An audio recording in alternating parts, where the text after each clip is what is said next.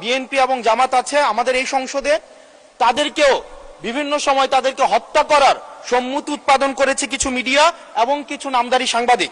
এই সাংবাদিকগুলোকে বিভিন্ন হাউজে আবার এখন বর্তমানে পুনর্বাসন করা হচ্ছে।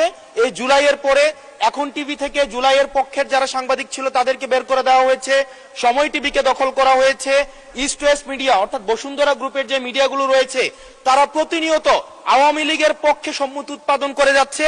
গতকাল ঘোষণা দিয়ে মাইকে ঘোষণা দিয়ে ছাত্রলীগ ছাত্রদলকে নোয়াখালীতে মাইকে ঘোষণা দিয়ে পিটিয়েছে, সেটাকে উদযাপন করতে দেখা গিয়েছে বসুন্ধরা ইস্ট ওয়েস্ট মিডিয়াকে এবং কিছু টকশোজীবীদেরকে।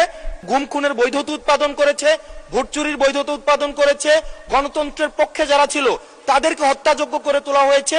এইসব সাংবাদিক, নামধারী সাংবাদিক এবং এই মিডিয়াদের পক্ষে বিপক্ষে কেন তাদেরকে আবার পুনর্বাসন করা হচ্ছে, সেটির আইনগত কি ব্যাখ্যাটি কি, সেটি এই সংসদের সামনে উপস্থাপন করা